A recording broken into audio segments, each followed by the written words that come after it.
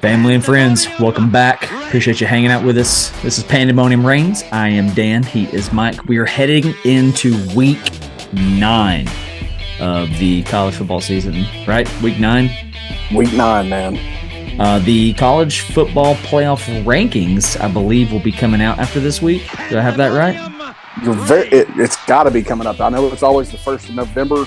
Next Wednesday is the 1st. I mean, it's got to be right around the corner. If it's not this week, it'll be after next week's game. So I think it's this week. It's going to be coming. It's going to be coming soon. We pretty much know who our current playoff teams are. Begins with Georgia, ends with Florida State, and everything else in between.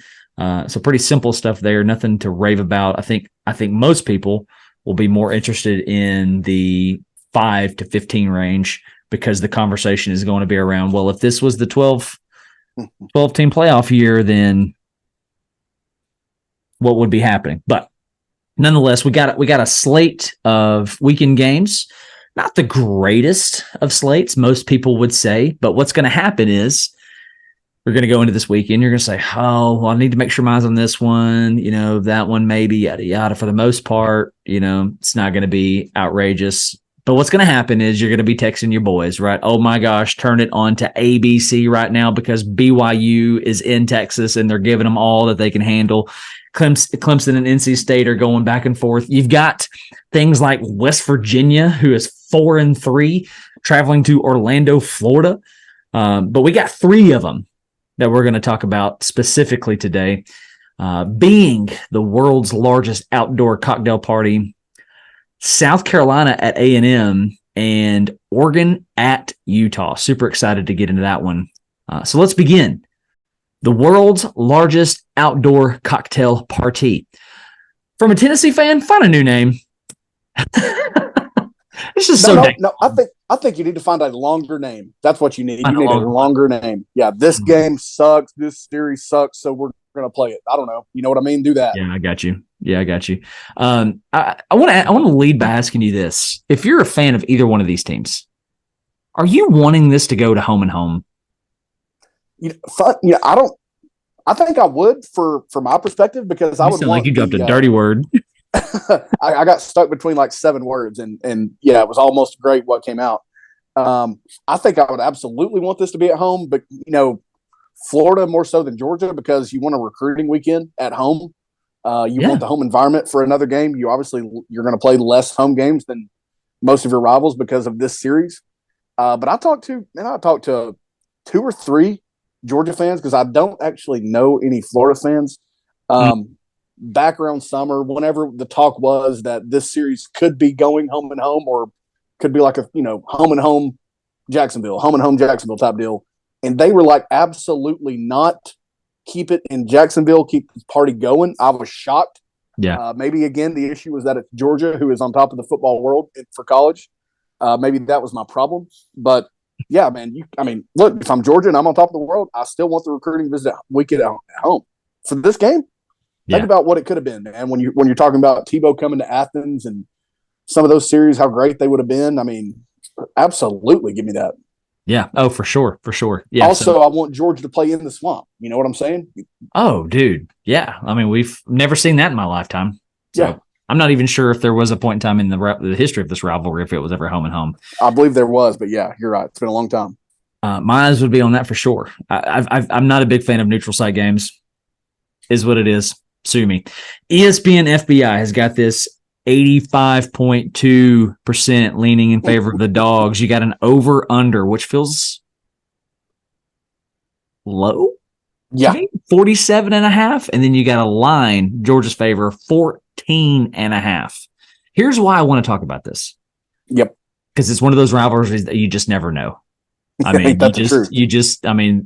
the last regular season loss for Georgia, Florida, 2022.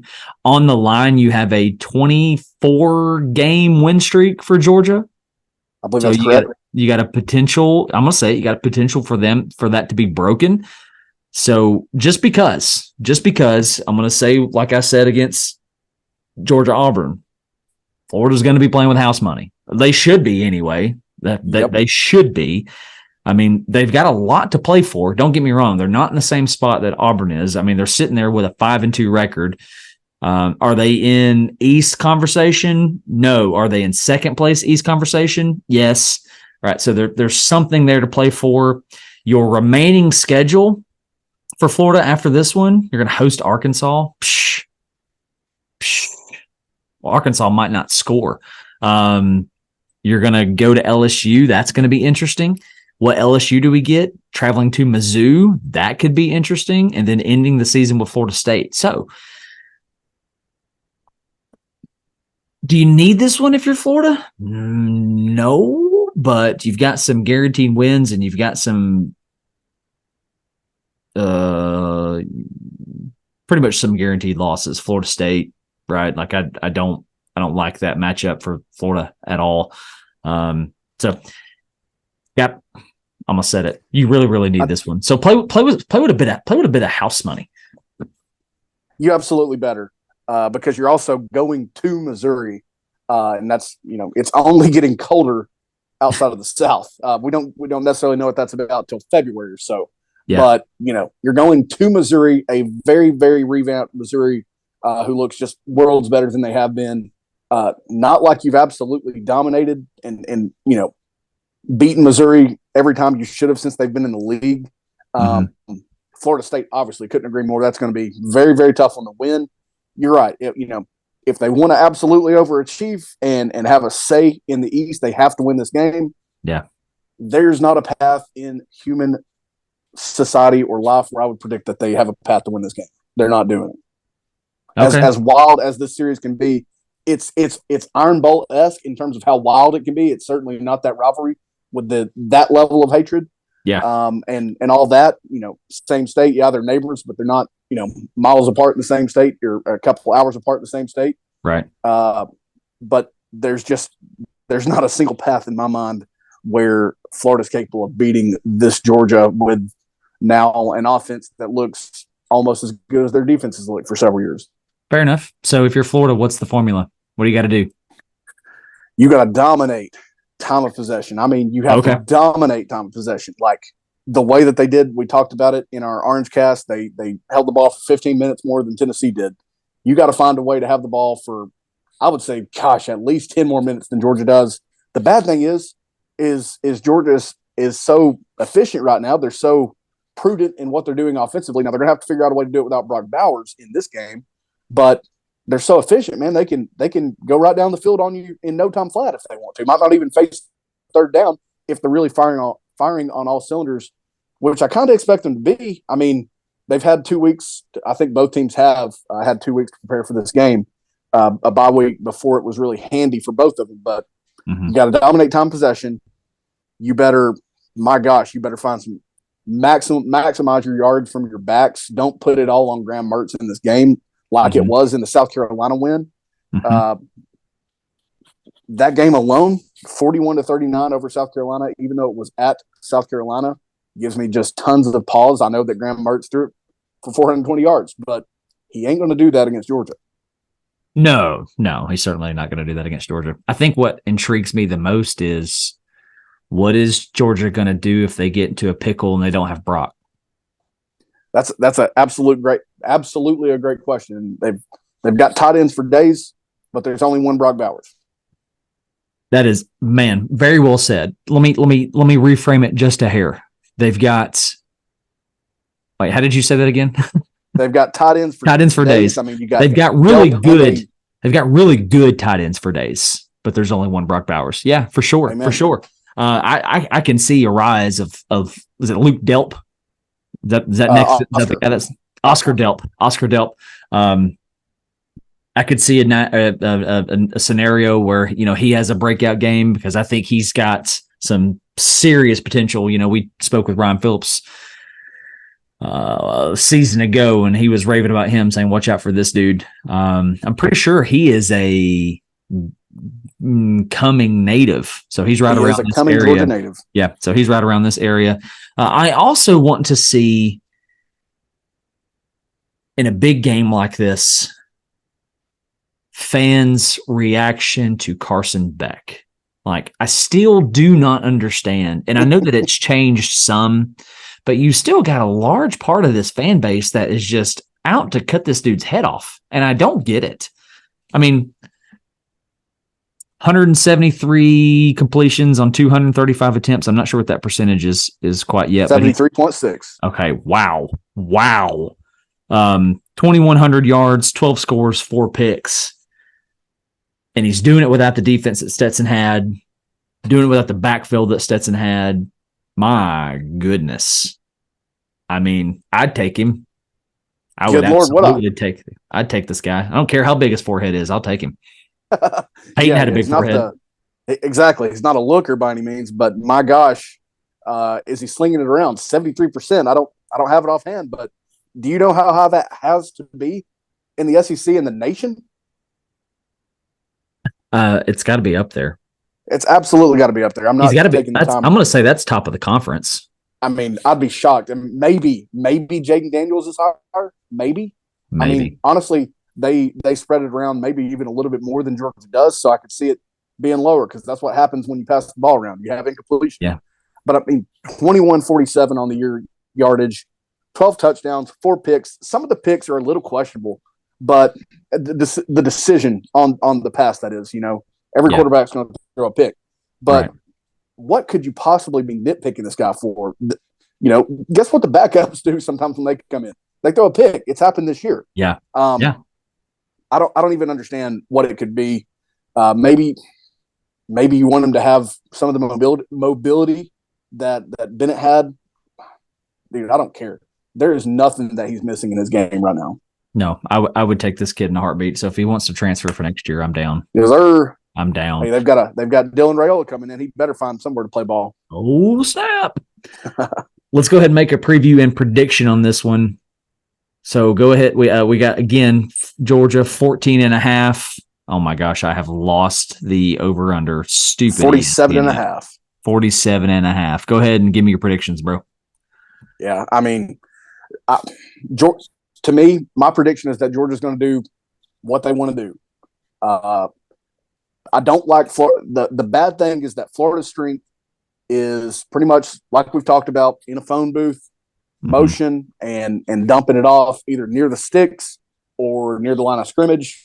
Georgia swarms to the football better than most teams that I've seen in a long time. They still do that, even if they don't absolutely maul your offensive line in ways that they've done for years. They still have unbelievable team speed at the linebacker and in the secondary positions. I think Georgia does what they want to do. I'm going to go with something like Georgia 41, Florida 13. Bro. Don't you even start with me. I wish I'd have told you before going into this. I said I wrote down 42-14. Okay. All right. It's a little different. I can live. 42-14. I'm with you though. I just don't know that Florida has the horses to go. I mean, the formula again, I think you nailed it, is the time of possession. It's basically doing to them what they did against us, and I don't think they're going to be able to do that. I think Georgia is going to do a great job of not only creating pressure, I think they're going to do a really good job of keeping things in front of them when they want to. I would not be surprised at a game plan that says, we dare you to put a drive together. Let's see if you can do it without making a mistake. Let's see if you can do it without shooting yourself in the foot. If you can, then we're going to come after you. And we might even just do that for the heck of it. It's one of those situations where I think Kirby's looking at this going, I don't care what you do. I know who we are. My guys are better than your dudes. Do whatever you want to do. I want to end this segment by saying this, though. If you will, pull up Florida's schedule, and I just kind of want to look at the rest of it and see realistically what they're staring at on the end of the year, because it's almost laid out pretty well, I think. So you lose this game, right? 5-3. Oh, absolutely. You lose this game 5-3. Okay. You're probably beating Arkansas. I mean, you should. I mean, hey, crank that hot seat back up for now if they don't beat Arkansas at home at noon. Oh, for sure. I mean, I'm glad you mentioned that. I mean, are Florida fans upset with Napier if he gets tallywhacked by Georgia 42-14, 41-13? I mean, you should understand it, but you never want it, obviously. Sure. All right. So we're going to get Florida a win at home against Arkansas? Absolutely, yeah. Okay, so 5-3, 6-3 at Mhm. LSU. Hell, L's. So 6-4 at Missouri. I don't like the timing of that game, I man. don't I, either. I hate I hate the timing of that game. I'm going to bring the L in from the other side just in case I'm confusing directionally which side it should be facing. That's 6-5. 6-4 at that time. Six No, and five. that's 6-5, and you end with Florida State 6-6. 6-6. That's what they're staring at. Yeah, That's what they're staring yeah. now. That's why I made the face when you said it sets up pretty well. I thought I couldn't tell where you were going with that. Yeah. Now, if you somehow pull a bunny out of the hat and you win this game come Saturday, who says you can't beat LSU and Missouri at home or Missouri at their place? Who says you can't beat Florida State? I mean, that win will do wonders for them. I'm not saying they will. I'm not saying they'll win out even if they win on Saturday. I'm not saying that. But I just love that Florida's staring at 6-6. Tennessee fans and Georgia fans unite, right, over the 6-6 finish that is the Florida Gators. Nonetheless, it's not a love triangle; it's a love-hate triangle. It's a love-hate triangle, absolutely. Nonetheless, we're going to go both. Both of us are going to take Georgia to cover to win big, 41-13 or 42-14 dogs. Shane Beamer, still employed in Columbia, South Carolina, going to take his Gamecocks to Aggie Land, 2-5 South Carolina, heading to 4-3 Texas A&M Aggies. The story, the narrative surrounds the head coaches. It's all over the head coaches. Talked to a friend of mine back in Charleston, a lifelong Gamecock faithful. All right. And he is just out. I mean, he's done. Like, he's just over it. And his words were this: our administration, our athletic director, too stupid to fire Shane Beamer now to try to get another guy in. They are too stupid to do it. They're not going to do it. They are not committed to winning. These are his words. Lifelong Gamecock faithful. Okay, that's interesting because I engaged with some South Carolina faithful, or who knows what, on X, Twitter, after Tennessee beat South Carolina, and I said, basically the same. What is your hope in? Is it in the recruits because they're killing it in the portal? They can't do anything with the portal guys. They don't use the young talented guys that they have. They use the old guys that can't be replaced by the recruits yet. Yeah. What are you waiting for? It's year 3. Yeah. And I was told, time after time that South Carolina is not a program that's going to pay buyouts this early. And obviously they extended Beamer after he beat Tennessee and South Carolina last year. They're not going to fork over that money. So it's interesting to have both sides of the perspective there. Because sure. I'm absolutely firing this guy now. I'm looking for, hey, did he actually cheat? Was there actually some cheating there? Could I get away with firing him for cause? That's what I'm doing if I'm an AD. Yeah.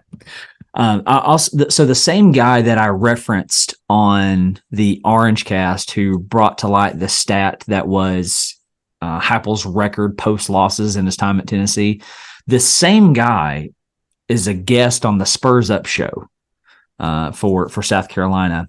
And he looks at this host for South Carolina, and he basically says, listen, your best years were 2010 to 2013.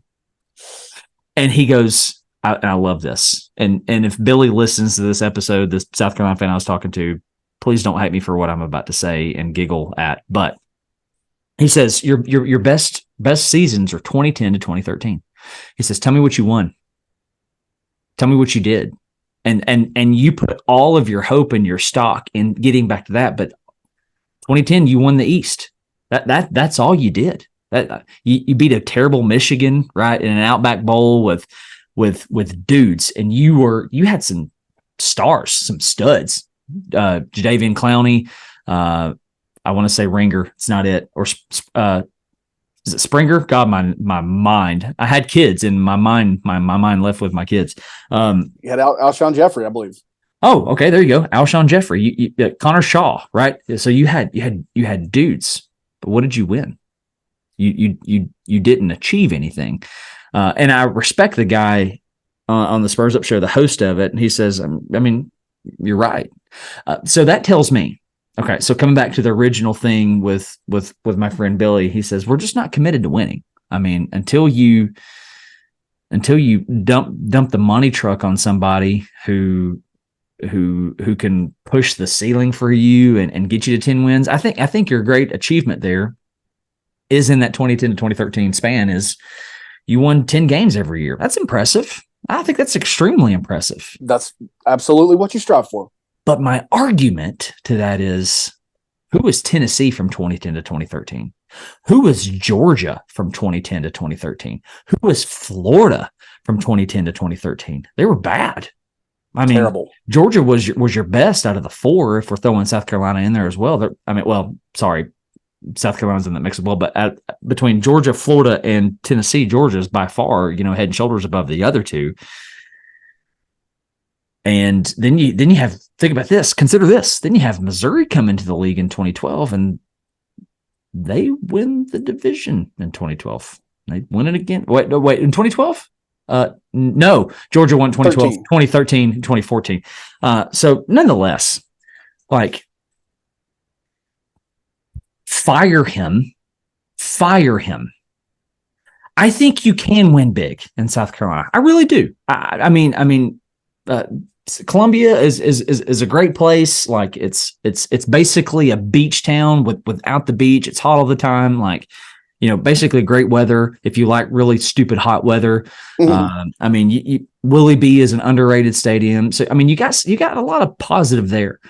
Why not make an attempt for? I'm not saying that he would ever do it. And why not go to Eugene, Oregon, and say, Dan, name your dollar, name it. You're going to get an opportunity to play Georgia every year. You're going to get an opportunity to play in the best conference. Steve Spurrier won big here. Can you do it too? Name your dollar, or look at pick somebody, and take your shot. Why not? What do you have to lose? Being told no? And you know what you're getting with Beamer at this point.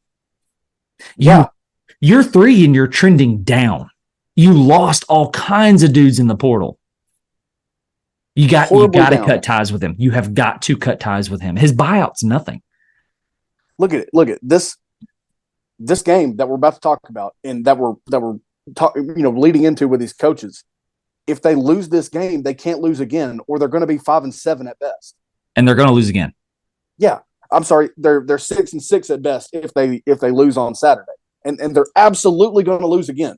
You're not beating Kentucky and Clemson both. You're not doing that, and both programs are so beatable right now. But you're not doing it. And That's they made not who you are right now. And they made a mistake in scheduling Jacksonville State. Yeah, dude. Yeah, they did. That's a group that is not going to play. 100%. That's not someone you want to play. Timing doesn't matter. You don't want to play them. Right. Whether it's early or late, you do not want to play them. Right. And I can just see it now. Let's say we'll get to it in a minute. Again, we're about to talk about it. Let's say they absolutely smoke Jacksonville State, 44-6. You name it. Sure. I can see them. I can see his dumb face celebrating that win. Oh, for sure. Just clinched the East. Yeah. Like they clinched the East, won the SEC championship game. Yeah. That's the guy that he is. Butch Jones vibes, man. Yeah. There is no point in holding on to that any longer. It is year 3. That is the time when bad coaches get fired, is year 3 on average. You just go down the list and look at it. Yeah. I'm looking at Dan Lanning. I'm looking at Mike Elko, who I think would be a scary, terrifying fit in Columbia. Can I say it? And I hope Billy Harmon is listening. If South Carolina hires Elko, I'm nervous. Absolutely. I'm nervous. Look at the way they're winning games right now. Yeah. Riley Leonard he's a good player. He's a really good player. They're winning games without him. They're keeping teams in the single digits, in the low teens. They're winning without their freaking star quarterback, who really wouldn't even probably be a star quarterback at a lot of other places. That's just that's credit to them for what they're getting out of Riley Leonard. Yeah, that would terrify me. And again, I'm there's no way that they keep it at one more loss when you talk about at Texas A&M. You got Kentucky. You got Clemson. You got the only one I see is Vanderbilt. You got Vanderbilt. Absolutely agree. And let me just tell you, that game's going to be closer than it should be. At this rate, with the way they're trending, yes. Dude, losing gets in your head, man.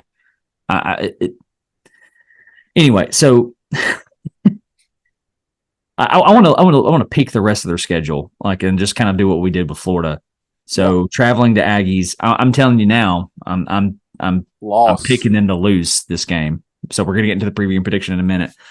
Jacksonville State, I'm going to pick you to win that game, but I'm going to say it's a dogfight. Yeah. I mean, turn around and host Vanderbilt. I do like, if you're South Carolina, your last 4, how many games there? Yeah, 4 are at home. So that's in your favor. Same thing with Vanderbilt and Jacksonville State. I'll take a win, but I think it could be a dogfight. Yep. Kentucky, I don't think you're winning that. Kentucky's you're not really built to. Kentucky has had your number.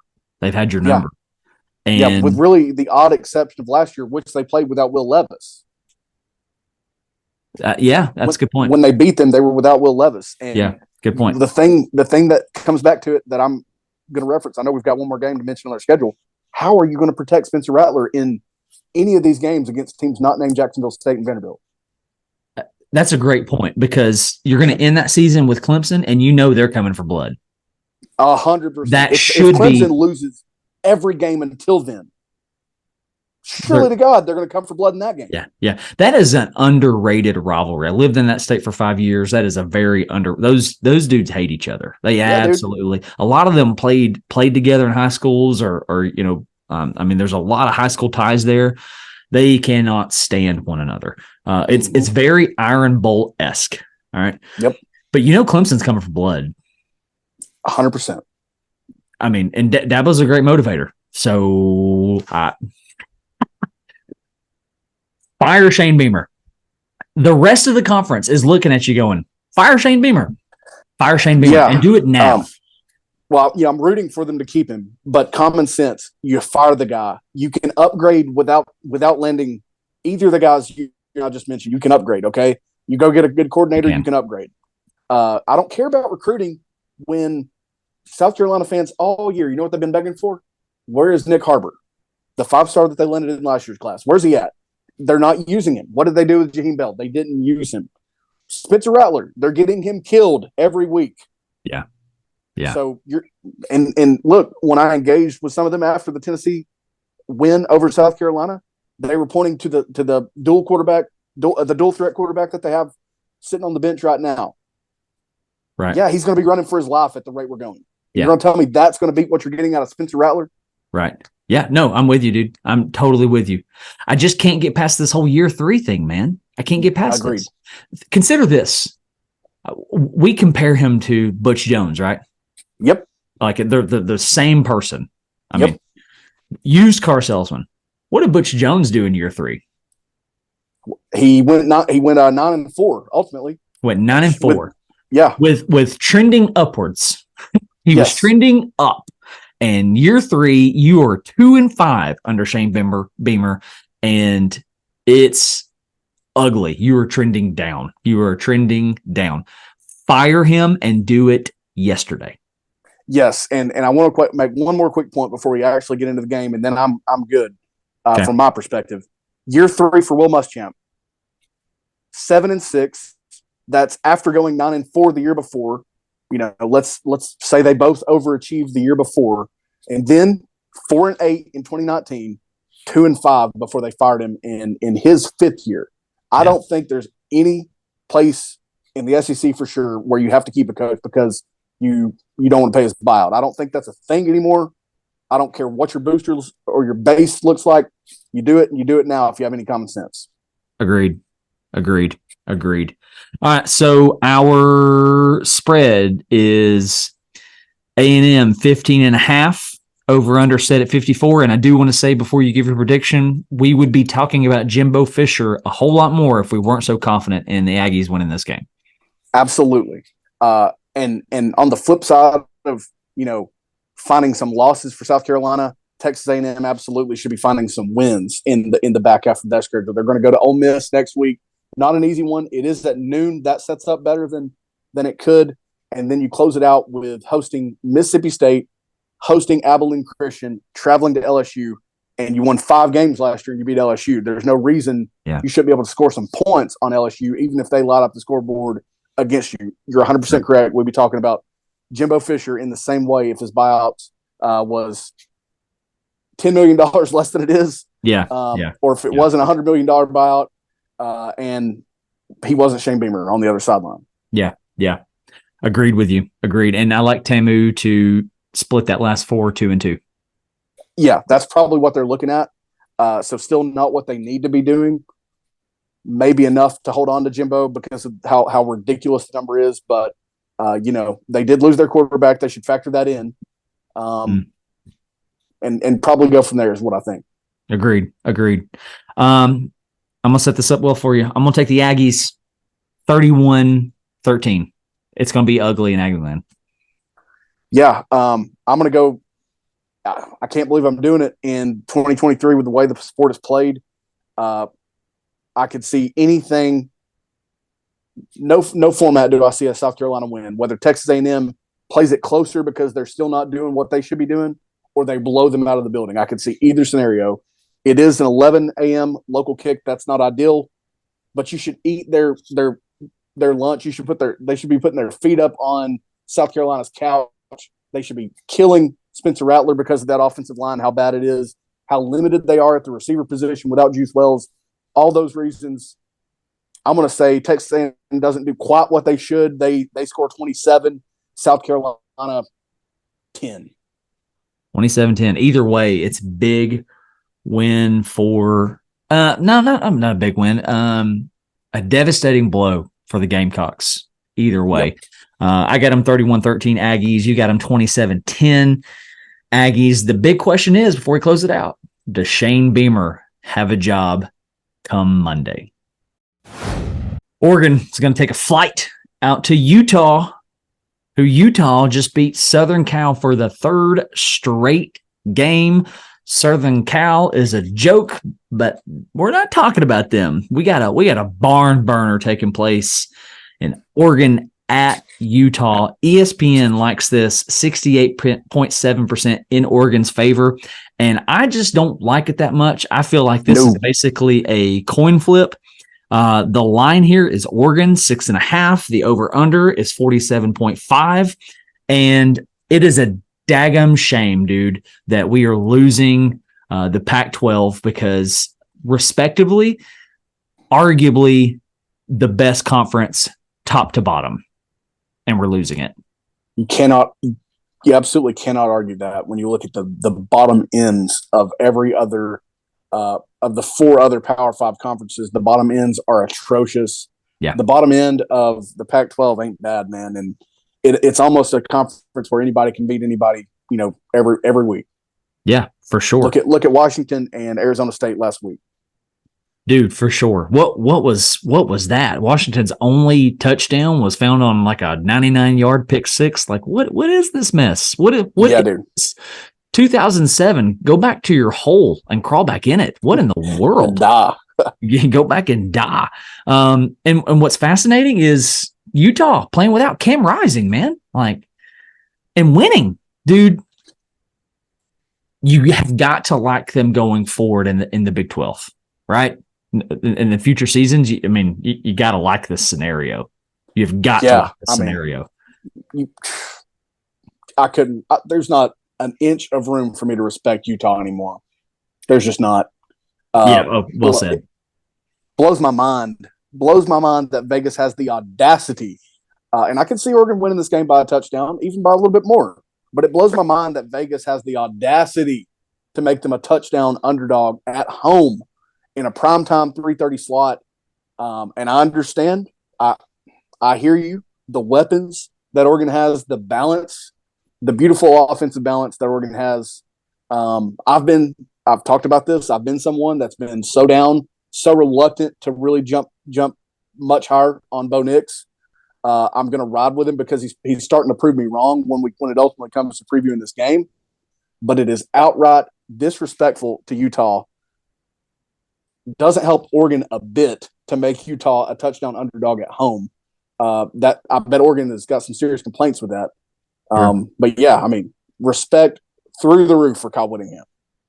Oh, for sure. I'm glad you mentioned Bo Nix. 19 touchdowns, 1 pick. I don't care if you're in the SEC, that's legit. If you're in the ACC, 19 touchdowns, 1 pick, that's legit. The Big Ten, I don't care where you're. I don't care if you're playing high school ball.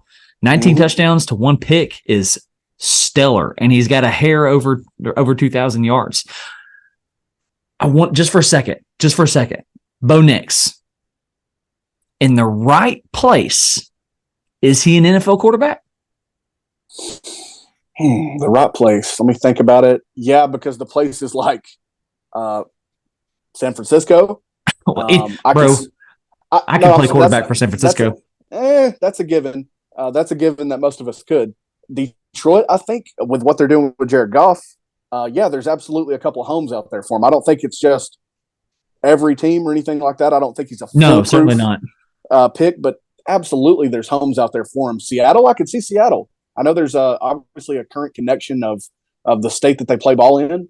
But yeah, I could absolutely see him doing some things out there. I mean, I never expected them to do what they did with Russell Wilson, resurrecting Geno Smith. I mean, look at them. Look at the things that they do with quarterbacks. You mean just the Northeast, right? Because Oregon and Seattle are different. Just the Northwest in general. Okay. Confusing my states there. Gotcha. Geography's been a long time ago. Don't think about it much now. I think the formula, if you're Utah, is continue just to be who you are. And that is physical, that is scrappy. And that's a bit of an identity that Oregon has taken on. Scrappiness, I mean, under Dan Lanning, like he wants you to play physical, tough. That's a guy, if for whatever reason Heupel didn't work out, I'd want to be all over. I'm in love with Dan Lanning. So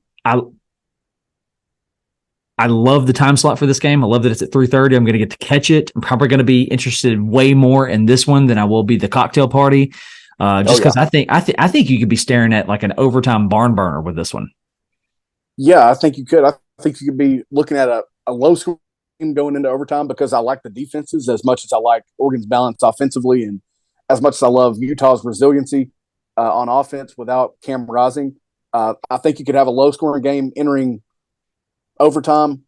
Teams are having to settle for field goals, and then I could see it even getting into that 2-point shootout, which would really be interesting because of the trenches of these teams. And, I'm sorry, you give Utah needs 2-3 yards. I like them in that spot a lot of times. You know what I mean? Sure.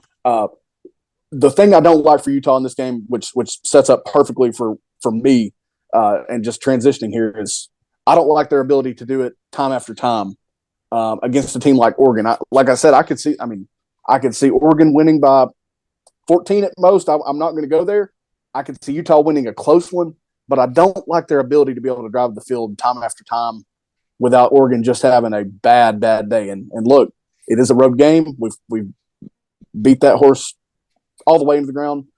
I still like Oregon, man. They're a tough team, and they're stacked, really.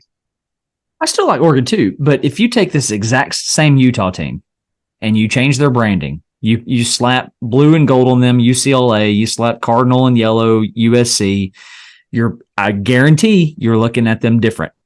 Because I guarantee you this entire segment, everyone who has listened to this, even you, has forgotten 2-time Pac-12 champions. Yeah, I mean, it's easy to forget about because Utah. They don't get the publicity of any of the California schools of Oregon right now. They don't get it. Right. Here's what Utah's going to do. They're going to defend exceptionally well, and they're just going to find ways to move the chains. They're just going to figure it out. That sounds ignorant of me to say. It sounds like I'm shooting for the hip, but it's just kind of what they do. They don't really have an MO. They just, and this is what good teams do. They just find ways to score points. They find ways to move the chains. There's a couple of numbers that jump off of the page for me, and it's in the yards allowed category for both teams. Yards allowed Oregon, 312 yards per game. Yards allowed Utah, 295 yards per game. Keep in mind, Oregon has played Washington. Utah has played USC. Passing yards allowed, 217.4 for Oregon, 217.4 for Utah. Keep in mind, Utah has played Southern Cal. Oregon has played Washington. Here's a big difference maker right here. Oregon rushing yards allowed, 95.1, under 100 yards allowed per game. Utah's like, hold my beer, 78 rushing yards allowed per game. That could be a difference maker. Still going to ride with Oregon, but that's nasty. I think the question is, can Utah keep Bucky Irving in check? I don't think it's one of those things where you have to load the box and you dare Bo Nix to beat you, because I think he can and he will. So they're going to have to be balanced on the defensive side. But run fit well, tackle well in the open field, which is what you do. You do these things exceptionally well. Don't allow Oregon to turn 2 yards into 15. Like, keep it at 2, keep it at 3. I'm going to take an overtime game here. Oregon wins 45-42. Oh my gosh, we couldn't be on any more different planets from a score perspective. The over-under 47.5. I'm going under, bro. Under, okay. Because that's how much I like these defenses. That's how much Utah's offense really, really needs their quarterback. Their QB1, because they've clearly made do without QB1, but that's how much they'll need him in a spot like this. I'm going to go. It's a close one throughout. Maybe Oregon pulls away the distance that you'll see in just a minute at the end in the fourth quarter. Maybe Utah just finally runs out of gas because their defense has been on the field so many times, et cetera. Yeah. I'm going to go Oregon 24, Utah 14. 24-14 in Oregon's favor. I guess I just like for the top to blow off, man. I mean, which I would be so here for it. I just don't see it, but I would be so here for it. Well, I'll say this. Nobody saw Washington having no offensive touchdowns against Arizona State. So, again, what is 2007? Like, what is this year? What is this year? It's very unfortunate is what it is. Yeah, no kidding. All right, well, nonetheless, we're both going to take Oregon. I'm going to take Oregon in a shootout. You're going to take Oregon in a good old Big Ten West matchup. Nonetheless, we're both taking the Ducks to get the road Pac-12 win. Wow, couldn't find words there. Against Utah. We're both taking the Ducks. All right, we're going to go ahead and land this plane. I will say I feel that there's never been another episode where I felt more uncertain about the words coming out of my mouth because of the slate, even the Tennessee game, as we said. But before we close, you said you had some things you wanted to throw at me. Just be nice to me. I do. I am going to, probably compound that feeling that you have of because I've also got major doubts for this weekend. I could be totally wrong, not surprised in the least bit. So I've got 3 games for you. We can do this as 3 separate questions, or the one I really want to ask you is who's going to slip up, okay? Who's it going to be? You've got USCe coming off of 2 losses in a row. They're traveling to California where they are 11-point favorites on the road. You've got Virginia traveling to the friendly confines of Hard Rock Stadium where they are 19-point underdogs at Miami. And you've got North Carolina coming to Atlanta as an 11.5-point favorite against Georgia Tech. You can't change my mind. One or more of these teams is going to slip up. It's going to happen. Who's it going to be? Well, I'm going to have to think about this. So you've got 3 different scenarios here. Southern Cal at Cal, Virginia at Miami, North Carolina at Georgia Tech. All right, so I'm going to go ahead and scratch USC Cal off the list. Lincoln Riley's not going to play defense, but I don't think it matters. Cal just does not have the horses. So that is not an upset. I said UVA. University of Virginia at Miami. Miami's 19-point favorites, you said? Mm-hmm. In Hard Rock Stadium. And then you've got North Carolina at Georgia Tech. Man, that's tough. If I have to pick, I have to pick one, is what you're telling me? Give me one. Who's the most likely? I'm going to take the most likely North Carolina at Georgia Tech. I think that is your most likely. I about did it again. Virginia, again, just doesn't have the horses, but you could have said the same thing last week when they upset North Carolina. They're going to be riding a wave of momentum, but Miami is their season is hanging in the balance, right? You can't, that is a must win. You cannot lose that one. You cannot lose that one. But you could also make the same thing for North Carolina. I'm basically going off who do I like better as a roster, Georgia Tech or Virginia, and I like Georgia Tech better in this situation. I guess I wouldn't be surprised if it's Miami, just because Miami is just not an environment. But is Atlanta? I mean, there's an argument there. Really don't love this question. But if I'm taking the 3, I'm probably taking Kansas over Oklahoma. Look at you! Look at you! Okay. Yeah, I'll take to stick to your question. I'll take Tech over Carolina. Yeah, it's probably falling on the 2 that you just came down to. I don't think it's USC losing 3 in a row. Boy, will I have some comments if that's the case. Boy, I'll have some fun recapping that one. Yeah. If it comes down to it, I'm actually going to go with Virginia over Miami, though, if one of these teams pulls an upset.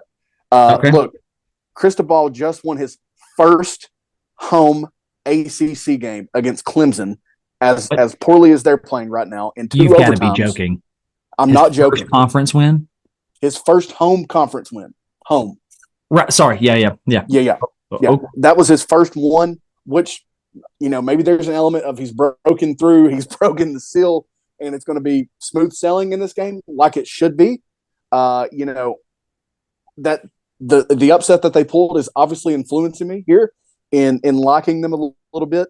But it's absolutely going to be one of those 2 if it's any of them. And I think I'm going to take Virginia over Miami for fun's sake. Wow. Okay. Well, I'll take that. But if I actually have to pick one that is outside of this list, I'll take Kansas over Oklahoma, or I might even take, UCF over West Virginia. Who saw that coming? Yeah. Well, nonetheless, that's going to be the end of it. Make sure you tune in for the weekend. Week 9, again, we should have college football playoff rankings at the end of this weekend. Will we see people fired over the weekend? Will everybody still have their jobs? What upsets are there? I do love a good upset. I could see another one that potentially that I could see is NC State over Clemson. Clemson is just, when you got a quarterback going rogue, we know all about that. Yep. But nonetheless, man, thank you guys so much for hanging out with us, for tuning in, for letting us tickle your ears as we talked the cocktail party, South Carolina and A&M, the battle of the hot seat coaches, and then a legit battle in Oregon, Utah.